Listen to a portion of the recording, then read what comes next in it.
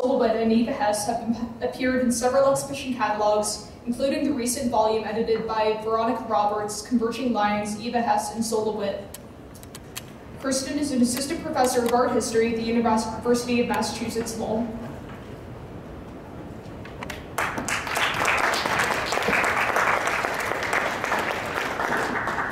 Thank you so much. It's really a great pleasure to be here, and I'd like to especially thank Lauren Sharp and Pamela Karimi and the other art history faculty and art students who invited me. It's quite an honor.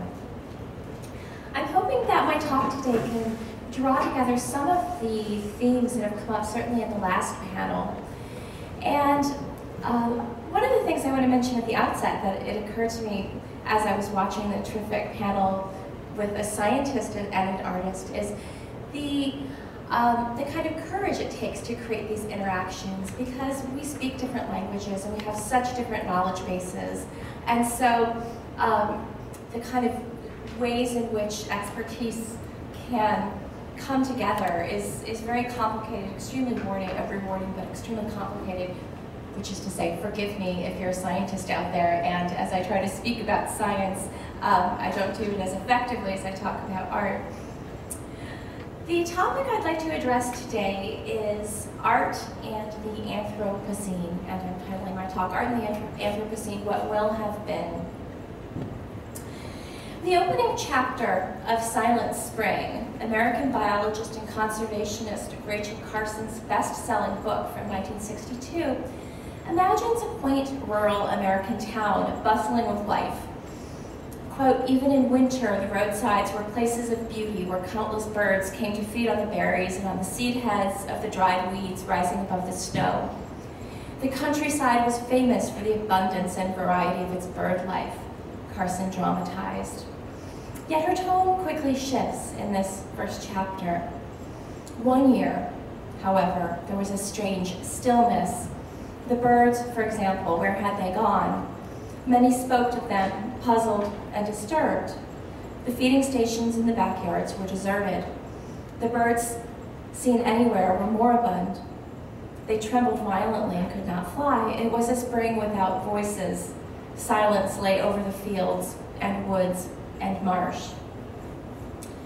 Carson's vivid fable of a spring without voices, or a silent spring, speaks in the future anterior, casting the present as a memory, something tragically lost, imagining what will have been.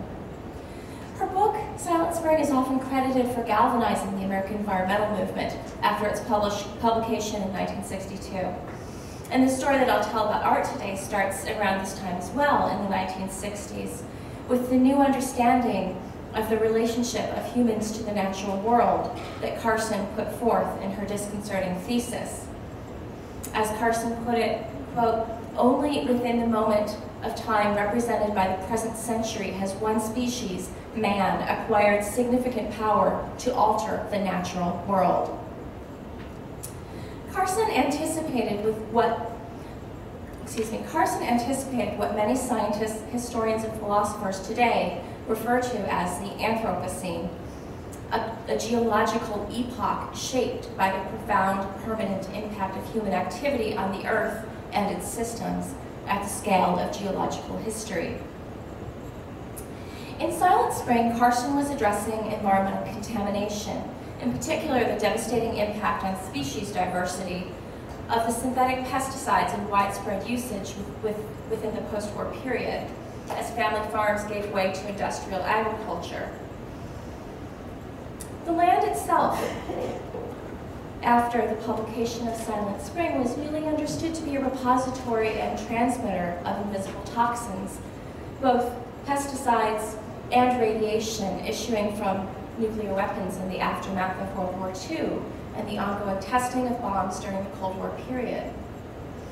Today, Carson's revelation of an inversion of the hierarchy of humans and nature, in which humans shape the natural world instead of nature determining the limits of human endeavors, which is how we've traditionally thought of it. Today, Carson's revelation seems prescient, yet her formulation relies on a binary of human and nature that today can seem outmoded. And one of the questions that the artists that we'll talk about today, and that we have talked about, are really basing their artistic practice on is this question of, can we separate the human from the natural? And indeed, could we ever? The spraying of DDT and the subsequent death of songbirds in Massachusetts was Carson's poignant illustration. But in the early 21st century, such clearly defined causality is rare.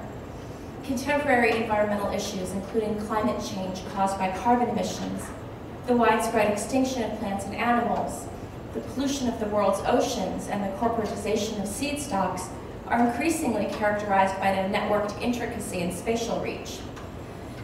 If we can't point to the death of songbirds, the abstract or invisible nature of global environmental phenomena demands imaginative responses. The vastness and complexity of concepts like globalization and man-made climate change telescope back to the individual. How am I to respond? Where am I within a systemic change so profound as global warming? And I'm putting up here a photograph by the Canadian photographer Edward Bertinsky, whose photography practice is based on what he calls the industrial sublime, transformations of the landscape into these vast man-made environments that in some sense give just a taste of the impact of human activity, human life on the landscape. The concept of the sublime was once applied by philosophers, poets, and painters to describe the powerlessness and insignificance of human beings within the scope of nature. As contemporary philosopher Bruno Latour put it in a recent essay, how we loved to feel small when encompassed by the magnificent forces of the Niagara Falls, or the stunning immensity of the Arctic glaciers, or the desolate and desiccated landscape of the Sahara. What a delicious thrill to set our size alongside that of the galaxies. The experience of the sublime implies a kind of paralysis almost. Traditionally, historically, as an Enlightenment era concept, it implies this sort of tension between awe and terror, incredible awe at the beauty of nature, the vastness of nature, and of course the insignificance of human presence within nature.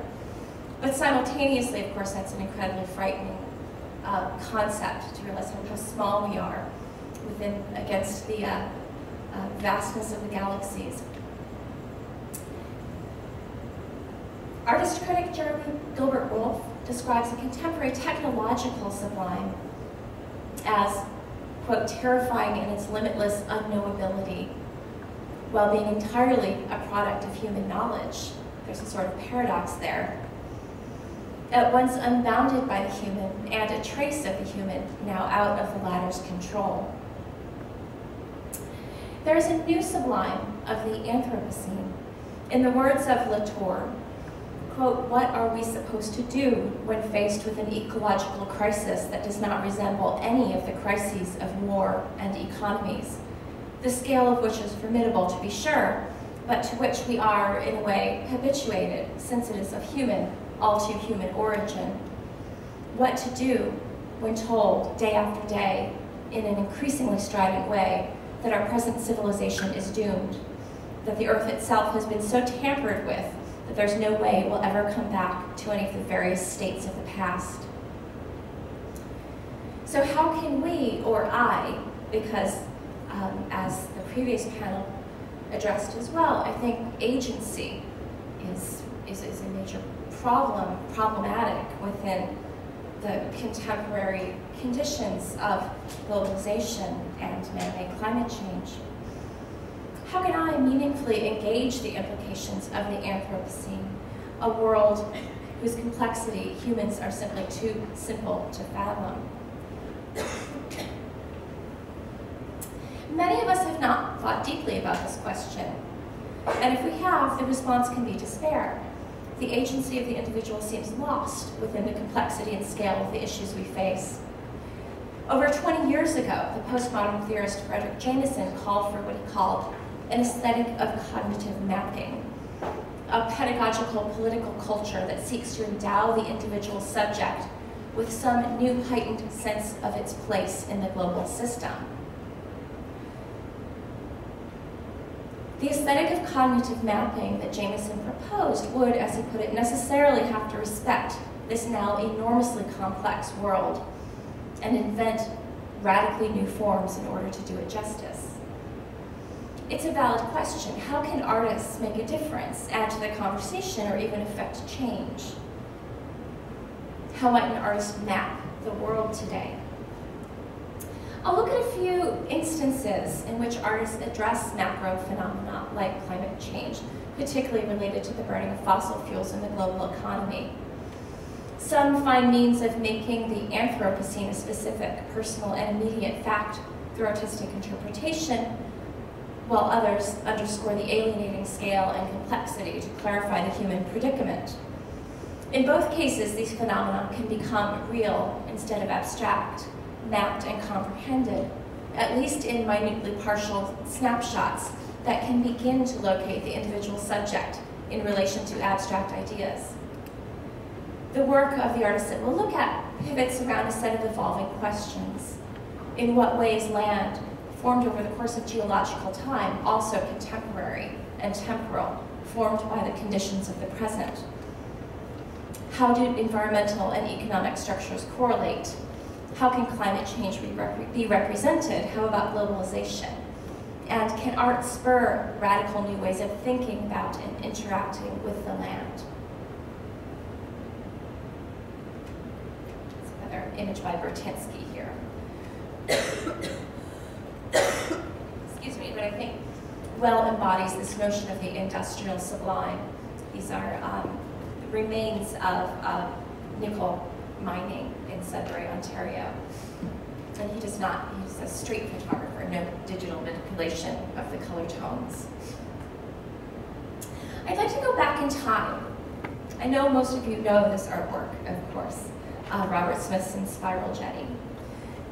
But I think it sets the stage nicely for a lot of work to follow, since it has been so enormously influential on contemporary artists.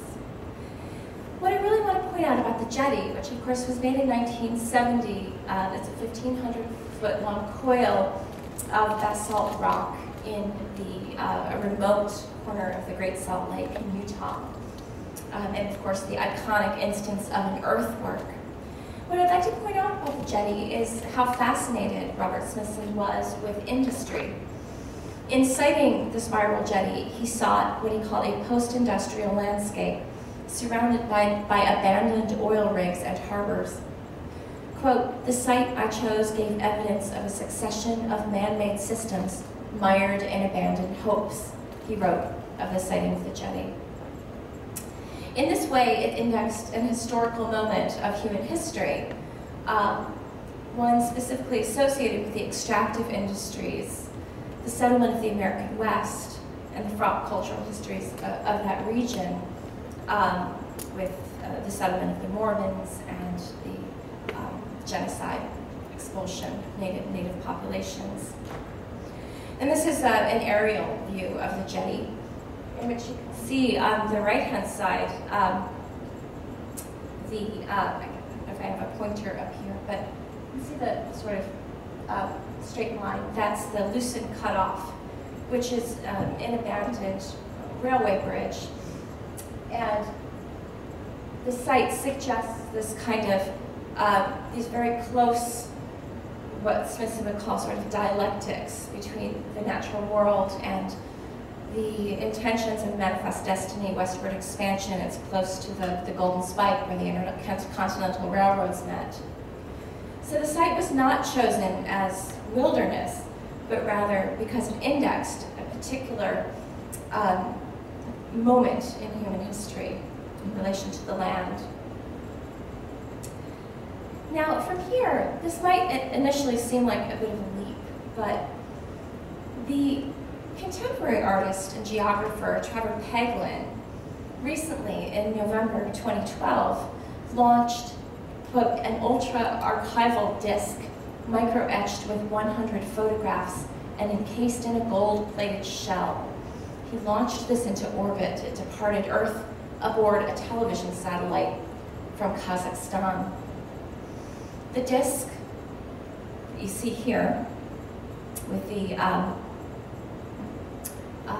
can see the micro-etched photographs on the disk as well. The disk will slowly continue to circle the Earth until the Earth itself is no more, Pegelen has said. The 100 photographs offer a message to some future species that might discover the obsolete satellite. The message, quote, would not be a portrait of life on Earth, but rather will hold long after the planet has ceased to exist, an indication of our recklessness, our suicide. One theme represented by the last pictures for the benefit of an alien or future species are human alterations of the Earth. Now, there are 100 photographs, of course I can't show them all, but they include a great range of images of simple human everyday interactions, as well as the history of art. Here, the cave paintings at Lascaux. But they also pointedly include 2 photographs of the Grinnell Glacier in Iowa, taken in the early 20th century, seen here, and then more recently here, demonstrating clearly the melting of the glacier as part of systemic climate change over the course of the 20th century. Pegelen has called the last pictures project an earthwork, conjuring the Smithson spiral jetty. As Pegelen notes, more than 100 spacecraft have been launched into geosynchronous orbit, forming a man-made ring of satellites around the Earth. These satellites are destined to become the longest-lasting artifacts of human civilization, quietly floating through space long after every trace of humanity has disappeared from the planet.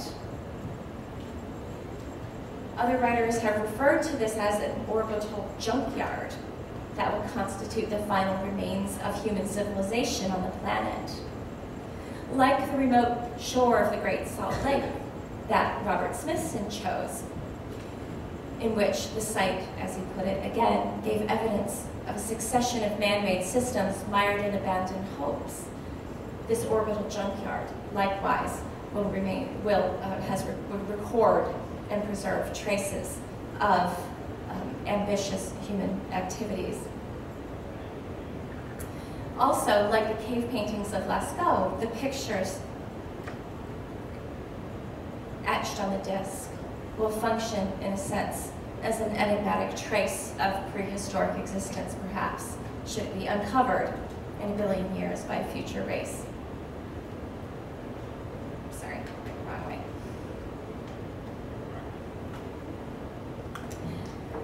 Pegelen's impulse to represent the human race for some future species is an instance of, again, this idea of the future anterior, suggesting what will have been, that characterizes a number, I think, of important contemporary projects. Pegelen's project is no doubt an absurd grand gesture. It's also celebrated art world phenomenon, taking the form of a major book published by University of California Press, as well as exhibitions at Chelsea galleries and so forth. I'd like to offer a different kind of means of addressing the future anterior, what will have been, something decidedly more humble, but also encompassing the archival impulse that Pegelen demonstrates with his curating of photographs. The artist Amy Balkin has undertaken an ongoing archival project titled The People's Archive of Sinking and Melting. It, compared to Pegelen, certainly courts obscurity, I would say. It mainly takes the form of a Tumblr page. And I'm going to click, we have a few instances of archived objects here, but hopefully we can visit the website that it's associated with. sinkingandmelting.org. The archive of sinking and melting is, in the artist's words, quote, a collection of items contributed from places that may disappear owing to the physical, political, and economic impacts of climate change, including glacial melting, sea level rise, coastal erosion, and desertification. Through common but differentiated collections, contributed materials form an archive of the future anterior, what will have been. The Tumblr page that you can reach by clicking on this link here to the archive is one manifestation of the project, the ongoing project. It also travels from, migrates really. It's a kind of a transitory migrant art project that migrates from different libraries and exhibition spaces where you might see some of these artifacts in vitrines. The repository includes entries such as a mango pit from Dakar, Senegal, status sinking, peanut shells from New Orleans' Upper Ninth Ward, status sinking, worked artworks from the studios of Smack Melon, a nonprofit art space in Brooklyn that was badly flooded during Hurricane Sandy, status sinking. One of the most recent entries that you can see on the screen here at the top is a plate, Pilgrim Monument souvenir plate from Provincetown, Massachusetts, status sinking, as she puts it. According to some models of climate change, if sea levels rise the number of feet, that some scientists predict all of Provincetown will be, all that will be above water in Provincetown will be High Pole Hill and the Pilgrim Monument. So, Balkan encourages us has collected this very sort of nostalgic array of everyday objects from places that we're all familiar with, and things that are, of course, non-monumental. These aren't precious things, they're discarded remnants of civilization in order to create a sense of a portrait, in a sense, of the present, again, of that future interior, what will have been. The work of both Peglin and Balkan is predicated on an end of the human, asking us to imagine a futureless existence in some sense, as a form of creative engagement with the present. See if I can get back to my PowerPoint.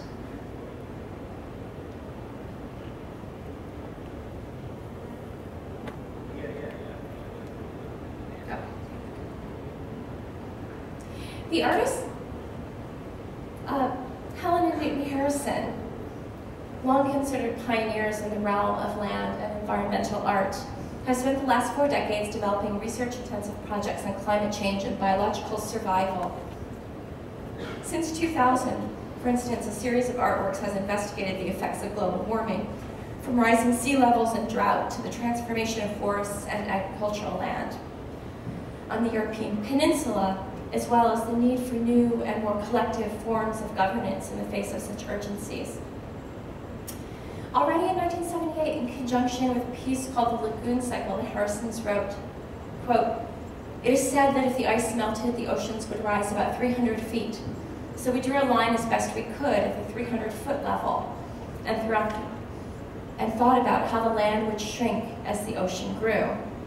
As the waters rise slowly in the Red Sea and the Dead Sea, the Caspian, the North, the Baltic, the Black, the ocean gyres will redraw themselves, as will the currents and the tides. Over time, gracefully, the raising tide will flow up every river that once flowed down to the sea. And the floodplains that are farmed upon and lived upon will become marshes or swamps or bogs or beds for swollen rivers, or even shallow inland seas. And the tropics will become uninhabitable. And most life, known and unknown, will have to go elsewhere. And in this new beginning, this continuous re-beginning, will you feed me when my lands can no longer produce? And will I house you when your lands are covered with water?" And you can see, this is a part of a project called The World Ocean is a Great Draftsman. And indeed, the world ocean has redrawn the island of Britain into a series of islands rather than one larger landmass. Likewise, should the water level rise 300 meters, 300 feet, I thought it was 300 feet, here it says 300 meters, Europe would turn into a series of peninsulas. The Harrison's art highlights a lot of crucial connections between land and water, between seemingly distant places, and perhaps most importantly, between the environmental and the social, political, economic, and ethical. Thinking all of these problems, all of these investments, all of these concerns in conjunction, imaginatively. The environment is more entwined with the economy than ever before. Globalization is not a new phenomenon, of course, dating back centuries or even millennia to the early exchange of goods and ideas between geographically distant populations. However, since the 1980s and 1990s, neoliberal economic policies such as deregulation of financial markets, together with the expansion of multinational corporations and advancements in telecommunications, have ushered an era in which the global economy operates with unprecedented swiftness. In tandem with the ascendance of free market ideology and the global implementation of its growth economy, more and more people are migrating to densely populated areas for work, including megacities with over 10 million inhabitants. This rapid urbanization correlates to a pattern of mass human displacement resulting from a number of practices and processes. Mega development projects such as the construction of dams in China, desertification owing to deforestation and over-farming, and neo-colonial land grabs where large tracts of land, especially in sub-Saharan Africa, are sold off to foreign investors. The complexities of this global economy are extremely difficult to wrap one's head around or find any means of approaching in the sense of agency or activism. The Danish artist Tue Greenfort's work has attempted to isolate the complexities, to provide a sort of system or fragment of this global economy and its environmental consequences. This is a work exceeding 2 degrees that he presented in 2008 at the Sharjah Biennial in the United Arab Emirates.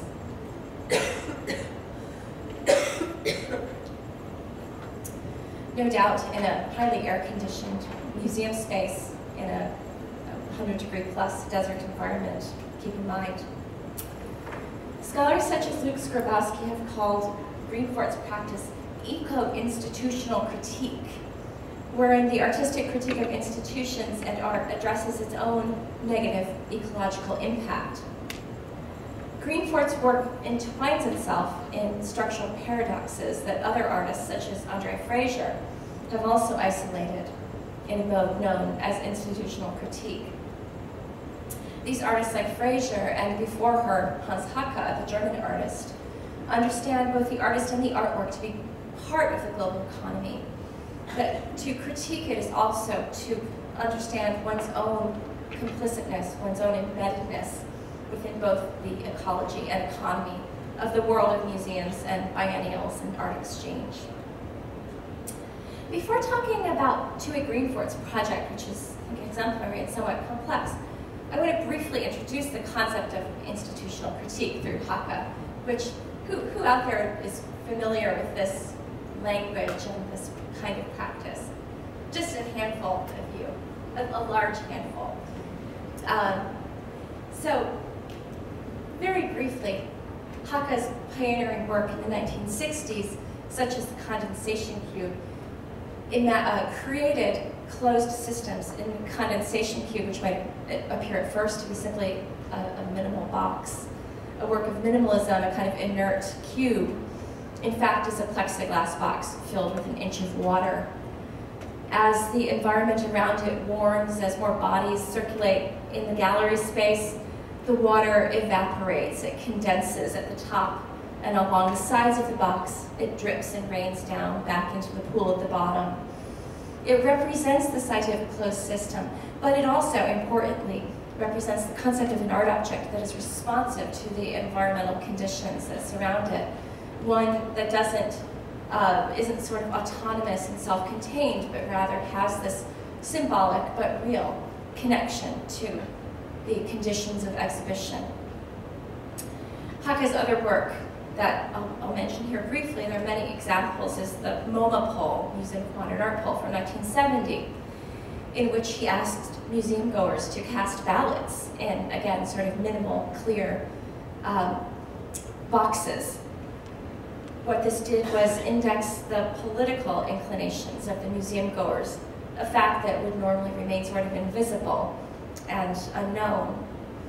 In fact, what they're registering is whether or not they would support Governor Rockefeller's Indochina policies, then the governor of New York, and his support, Rockefeller's support of Nixon's escalation of the war in Vietnam. Would they vote for him, for Rockefeller, considering that support? Most said no, casting their ballots on the left. The larger story is that Rockefeller was an instrumental figure on the board of trustees of the Museum of Modern Art. So what they were doing, and what Haka was doing, was drawing in the economics and the politics of that institution, not allowing it to remain an autonomous and neutral space, which we often think of the museum as, but integrating the particular social and economic support system of the art within that space. So Haka, his practice of institutional critique has been extremely influential for many artists. The Danish artist Tue Greenfort takes this into what has been called eco-institutional critique, in which the artist addresses not only the institution, but the ecological impact of that institution. Not a small thing in a moment of globalization and biennial culture, in which many artists spend a great deal of time and have large carbon footprints traveling around the globe to exhibit their work. What you're looking at here is a table that is made of Malaysian hardwood by Japanese craftsmen, bought cheaply by Greenfort in Dubai, before being assembled and exhibited in this exhibition space in Sharjah. The table itself, therefore, contains the global conditions of manufacture, distribution, and consumption that characterize all major contemporary industries, including the industry of art, which we often think of implicitly as outside global exchange.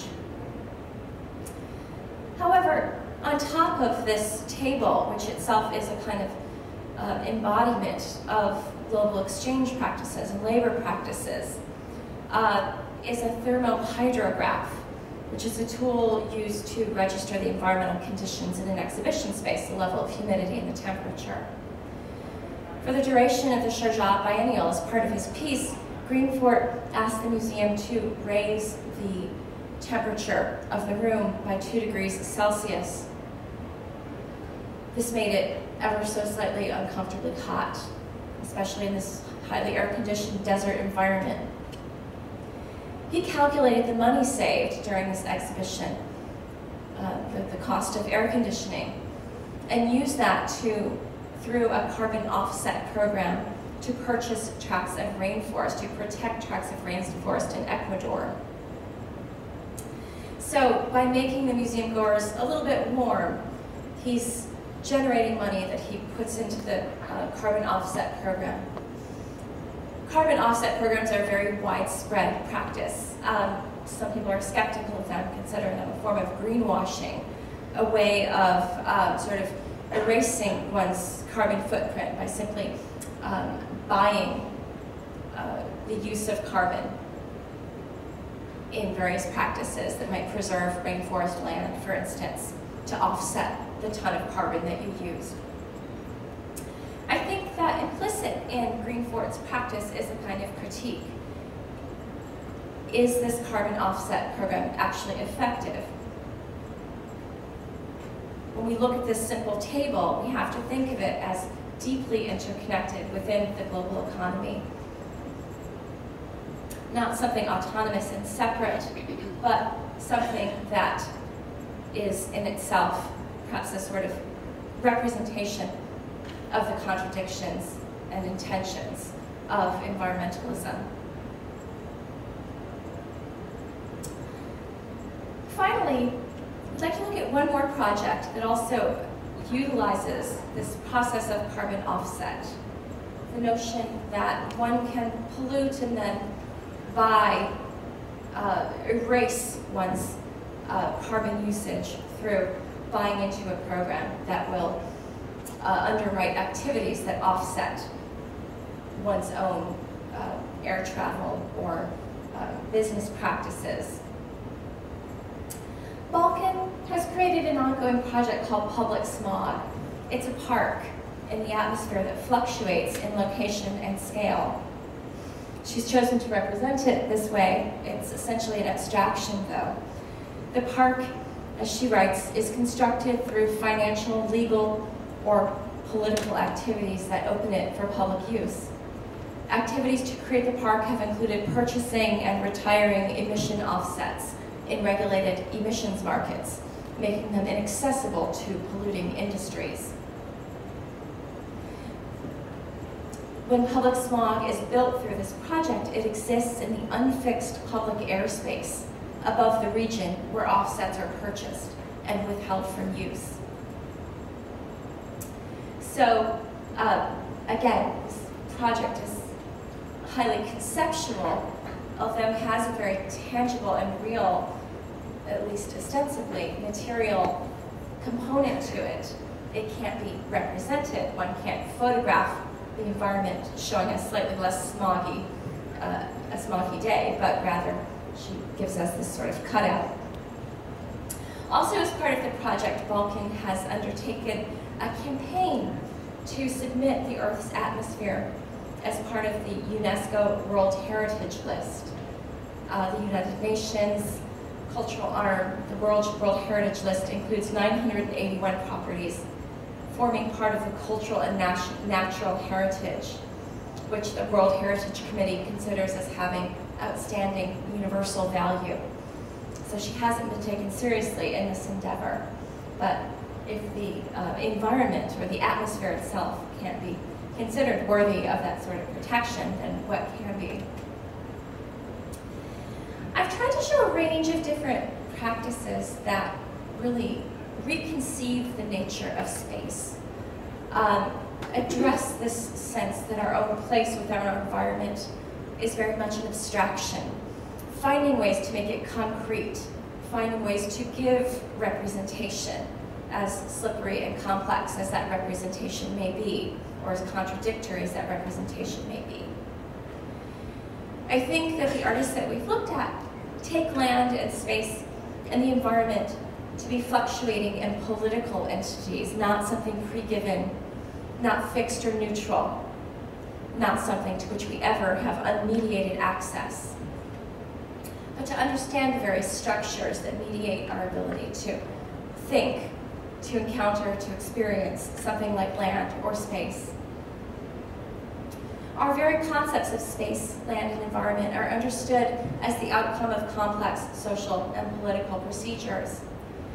It helps me to look back to a 1996 book called Evictions by the art historian Rosalind Deutsch, and the ways in which she argues in that book how space is, quote, political, inseparable from the conflictual and uneven social relations that structure specific societies at specific historical moments.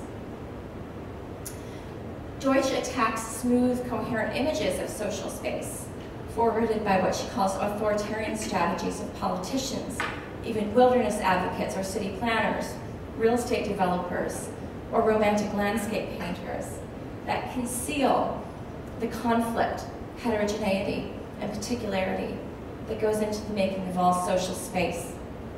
She calls for a democratic spatial politics that begins with the recognition that all spaces are produced and structured by conflicts, even our notion of the atmosphere. So following this logic, many artists seek to reveal how space is governed, produced, politicized, economically invested, in order to open up the concept of space, to produce it otherwise, as something other.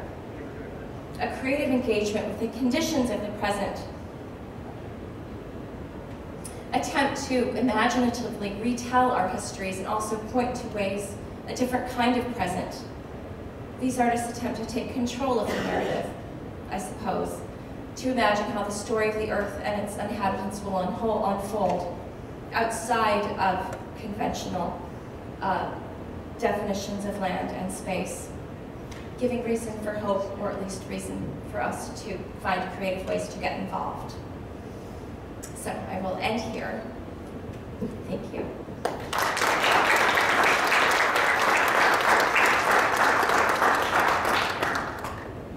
Okay, we can now open up the floor to questions, so raise your hand and I'll come over to you with the microphone.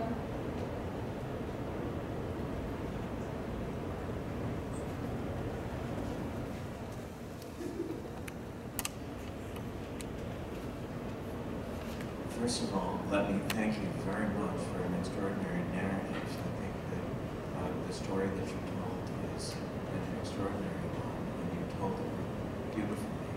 And let me also just add some additional examples, if I could, get your comments on this. Please. You spoke of the eco-institutional critique, and it's an ongoing critique, and it's a very politicized critique to this day. I'm uncertain if you're aware that exhibits on the melting of glaciers in the Smithsonian were removed from the front halls during the Republican administration and put behind the coat room as climate change was defunded. Anything that had the word climate change used a word program and was defunded. And how do you take that, or how can you respond these days when we have a very recent House of Representatives initiative, a bill that actually went through that once again is defunding anything to do with climate change research. It's currently on the books and it was passed apparently in the House of Representatives quite recently. So we have a real, I suppose, closing in or authoritarian censorship that seems to be happening, and how does that affect the telling of art, or the telling of the story, or the making of art when the artist is either blindfolded or muted? Can I ask when the Smithsonian removal of the climate change, was this a Reagan administration, Bush administration? Was that the more recent, the Bush 2? Mm-hmm. Well, I think that, all the more reason to allow support the proliferation of projects that draw visibility. And also, these projects are keenly aware of the politicized nature of something like climate change, which many people who are scientifically grounded thinkers, of course, find to be absurd, that this should be a political issue. But the fact is, politics in various ways does come to shape the way that we encounter the landscape and experience the land. So, of course, creating new ways of visualizing, imagining, fantasizing about the future, I think are means of undercutting the implicit sort of, tamping down of the narrative. But of course, this is also the larger question of scientific education in the schools and simply making more commonplace and more accepted. I don't know if that answers your question at all. I think it's a really complicated issue, and I think really an unfortunate one, because clearly there's such overwhelming evidence that it should no longer be a conversation. But I suppose the nature of all the works that I've shown today have implied that there still is a kind of pushing back that needs to be done.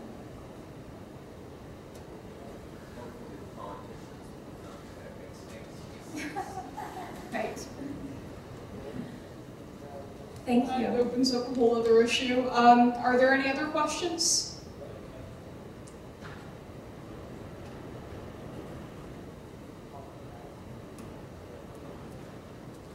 Hi, thank you. At the beginning of your lecture, you were talking a lot about wanting to show how art could perhaps make a difference in some of these situations, how it can bring about change. And in a lot of the examples you show, I'm not sure that I see where a direct intervention, either to the public or to a larger audience, happens. You know, some of them were quite exclusive, I think, in a way, and were somewhat question the line between art and sort of scientific illustration, or just sort of like a heavy-handed critique would be like a nihilistic fortune cookie. So I'm curious how you see these projects, or maybe you just didn't go out of that scope into what projects are actually sort of having a direct effect, if at all? That's a really good point. Thank you for bringing that up. I think it's important to clarify. I do think there are some projects that might have a tiny, minute aspect of functional efficacy. I think that those are more rare, and I can discuss a couple of those. But to go back to the artworks that I did show, I think that the artists are not intending to galvanize people to action. There's a difference between rethinking concepts of space, symbolically creating a notion that we can claim a narrative, claim sort of reconceptualization of the spaces in which we live, come up with a much more sophisticated, self-aware experience of the environments that we navigate, whether it's campus or driving on the highway. I think that the artists that I'm talking about are much more interested in this kind of symbolic constructions of self-awareness that do not result in getting out in the streets or necessarily a direct correlation to recycling more. There's, throughout all of the history of art, there's been very fraught, I think, kinds of connections between didactic art, art that is about moralizing, art that's about sort of political agendas that slips into propaganda. I think it's a very fine line. And these artists are not, working for Greenpeace or other environmental organizations. They've decided that that's not, they're looking to operate on the level of reconceptualizations, different understandings of space and environment. I don't know if that answers your question at all. I think there are instances. I can think of a project that I particularly like called Invisible 5, a group of artists, a collective of which Amy Balkan is part, in the Los Angeles area, who created this amazing audio guide to listen to as you drive down the Interstate 5 corridor between Los Angeles and San Francisco. And at every audio stop, you say, do you smell something in the air right now? Well, those are emissions from a chemical plant. And then, do you see, look off to the side, do you see people on their hands and knees picking strawberries? These people, and it interviews workers, migrant workers in the fields in that area. So you get this immediate kind of connection with the human cost and experience of those issues, those environmental justice issues. So I think there are works that are much more immediate in their engagement. Again, it's a very big and very good question, very complicated one. So, but thank you for it.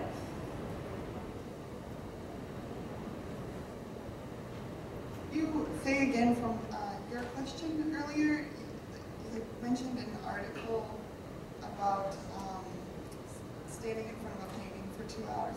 Just what was that reference?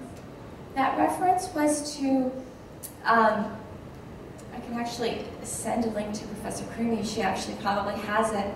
But the Harvard professor, Jennifer Roberts, and it was published in the Harvard magazine. It's available online. And it's about the power of slow looking, or decelerated, as she puts it.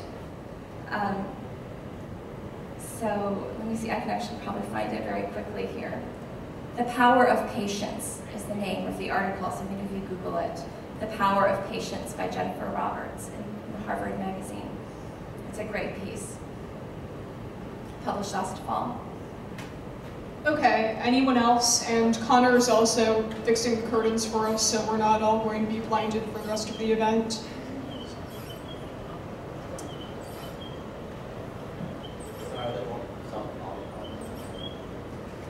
I like your answer so much to that last question, because I think it's important to think of art as generating concepts that then, as you basically said in your presentation, allow for different ways of living. And in certain instances, the concepts, I think, have to precede action, right? Because we're talking about such a vast reconceptualization of what seems to be the most innocent, straightforward relationship, our relationship to nature. Along those lines, I'm wondering about the viability of the sublime in this context. I mean, obviously the sublime doesn't fare very well in the late 20th century. It's associated with metaphysics and sort of degraded in the hands of post-structuralism and so on. But even going back further, thinking about Adorno and Horkheimer in the Dialectic of Enlightenment, where the sublime is almost sort of connected to the Enlightenment and connected to industrialization. The basic argument being that nature only becomes incomprehensible by virtue of our separation from it, right? And so it's always intertwined with its other, with industry, with enlightenment. And even for Kant, in a curious twist, the sublime ends up reaffirming reason, right? Simply by virtue of our ability to comprehend and process things that nonetheless exceed our capacity to do so. It's that all-important remove, right? We have to be removed from that horrific, life-threatening experience. So I just have a general question about the viability of the sublime in the context of the Anthropocene. Is there something almost counterproductive of thinking of nature in this sort of romantic sense of incomprehensible and beyond human? And is that way of thinking almost kind of wrapped up with this predicament that we're dealing with? Well, thank you for that great summary of the history of the sublime. That was much better than what I did, and very helpful. I think that the notion of the sublime within 21st century, environmental cataclysm, it is very complicated, and certainly wrapped up in the whole history of the sublime is this depoliticizing sense, this dissociational sense. And so I find it to be intriguing and problematic that so many artists, Trevor Pangolin, the Center for Land Use Interpretation, and others, have used this kind of physical, overwhelming sorts of imagery and concept to address something like, the end of human existence, really. But perhaps it then reinforces the profundity of the catastrophe in that sense.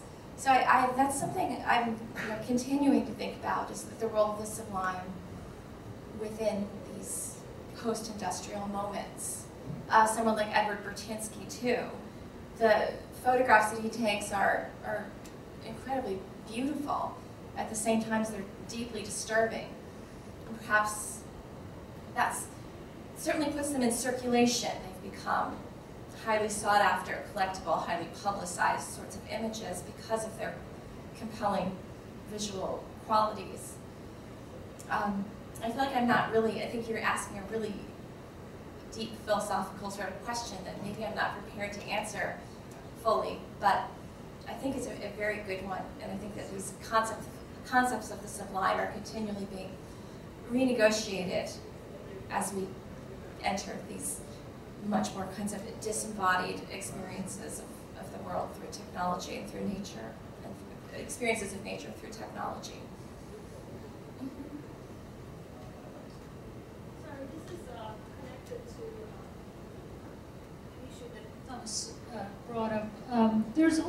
danger, I think in this whole, artistic genre of depicting the environment or depicting, the problems associated with the environment, global warming and so on and so forth. We have seen over and over again in the media that some photographers, for example, try to make beautiful photographs of dilapidated post-industrial American cities like Detroit.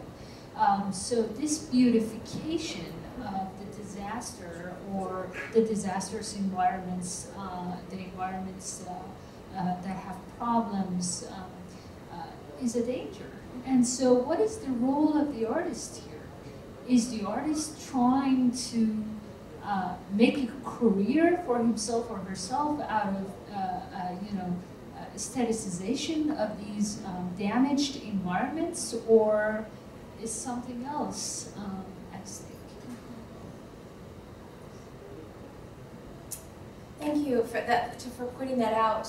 I intentionally tried to avoid, well, I referenced Bertinsky and also this, I think, this inevitably absurd project of Trevor Peglin's. But I'm much more interested in artists who are doing these much more humble and kind of direct, web-based, archival sorts of projects. Amy Balkin, for instance, certainly, and the Invisible 5 project that I referred to before, a downloadable audio guide. And I think that these two A. Greenfort's projects are also very DIY, and yet very incisive, but not, they certainly don't, in fact, they don't visualize the problem at all. They simply create juxtapositions of artifacts that immediately represent these various vast interconnections. So I do think that that is a real issue. I mean, I think that the aestheticization of disaster certainly is something that comes up a lot. Edward Bertinsky, I kind of make an exception for him, in part because his projects are so in-depth. They document the cycle of oil production, from extraction to consumption to the growth of the exurbs, and it's a very systematic kind of study, almost, of oil and petroleum addiction. If anyone has seen his documentary Manufactured Landscapes, which is one of the great documentaries of recent years, I believe it's 2004, in which he follows e-waste from American technology, American computers, over to China to look at these small communities that have completely contaminated groundwater, and yet children and senior citizens are pounding heavy metals off of circuit boards as a way of getting by. And it's just a really difficult but overwhelming kind of picture of the invisible processes of globalization. And so I think giving visibility at all to the kinds of, the implications of our actions, of my, iMac here, is an incredibly important project. He uses this, he does traffic in the sublime at the same time, but it's almost as if that's part of his spectacularization of it in order to critique. Okay, we'll take probably just one more question and then start to wrap things up.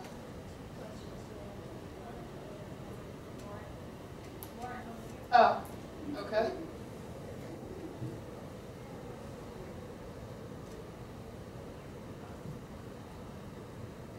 I wanted to give you a contemporary example of the condensation cube. And the idea is that the artist or the architect has embraced nature and used it almost, well, could be by mimicry, but also a repetition of natural processes. Right. And what I'm thinking of is Caltravo, the Spanish architect's designs for St. John the Divine in New York City.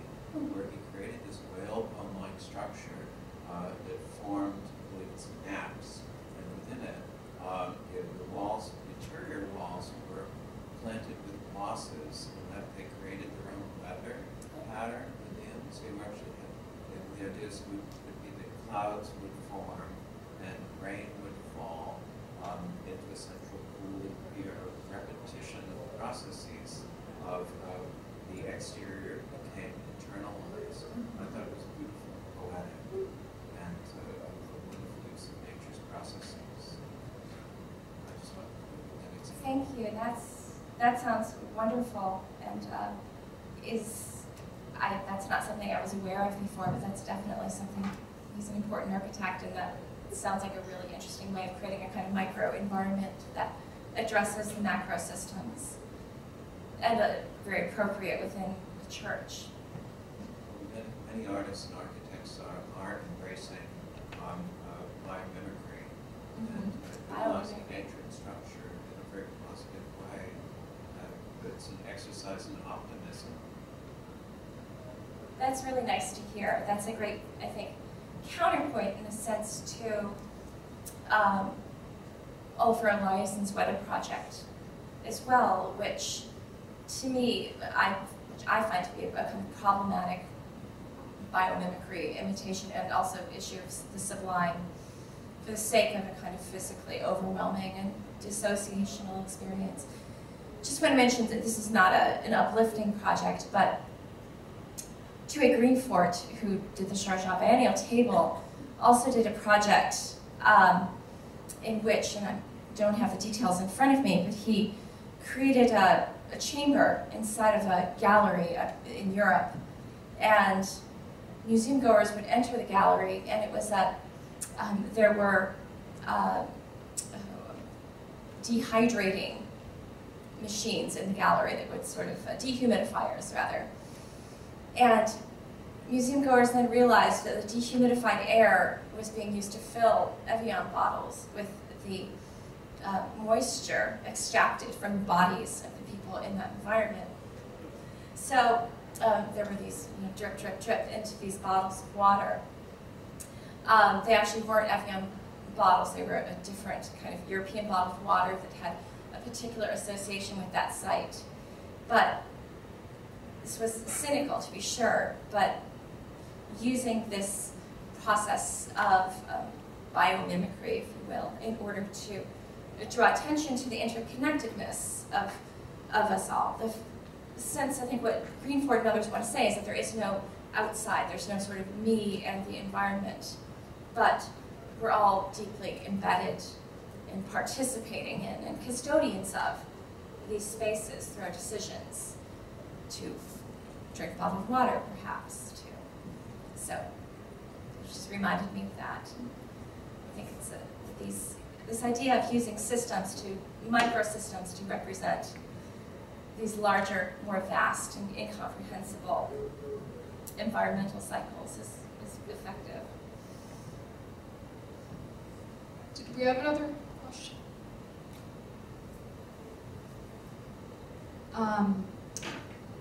I just wanted to say about the Trevor Paglen project.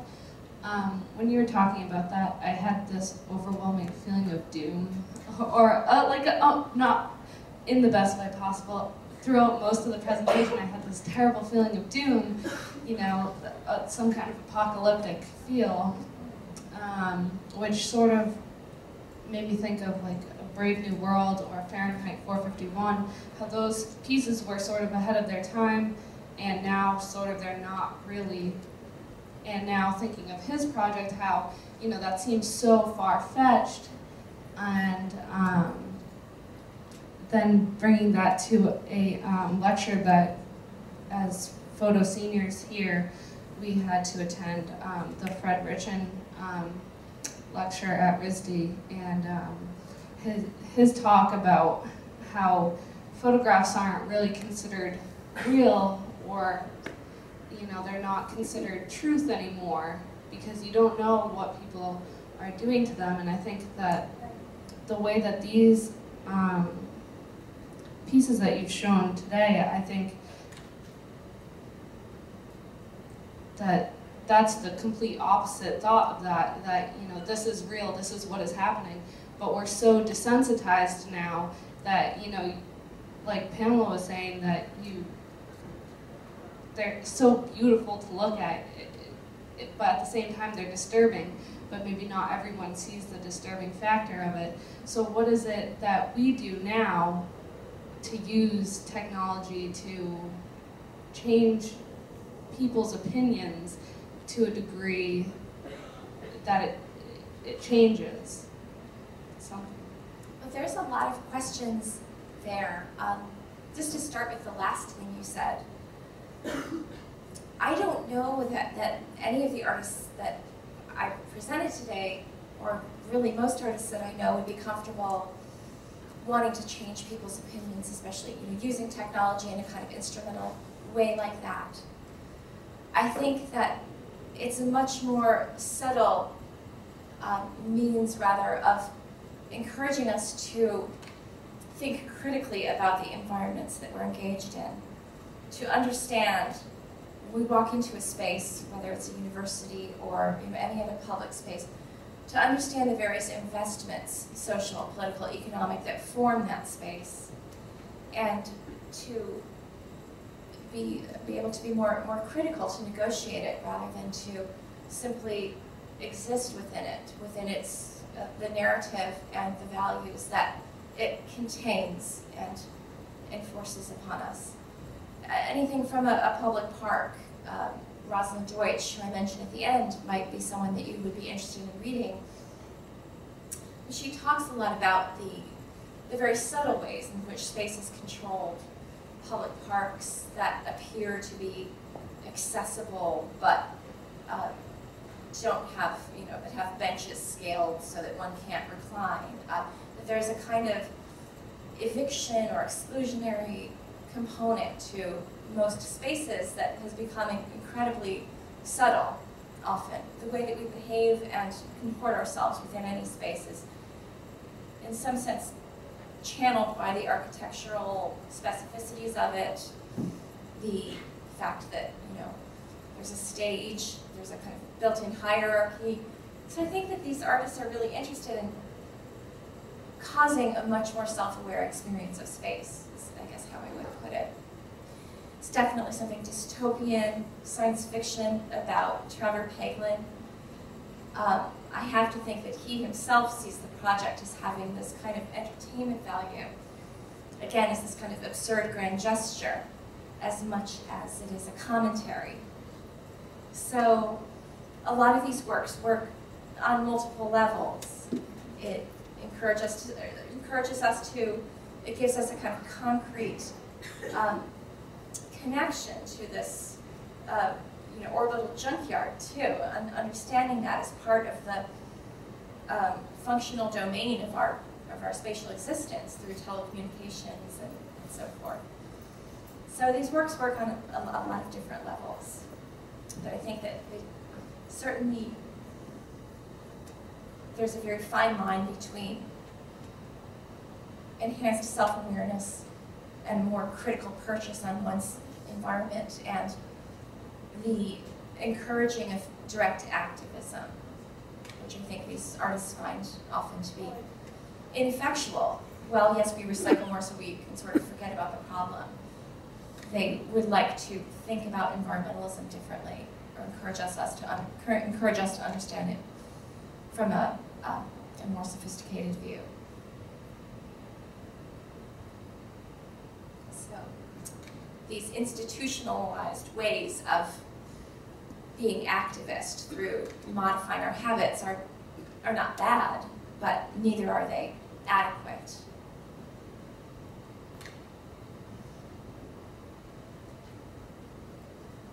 So, thank you so much.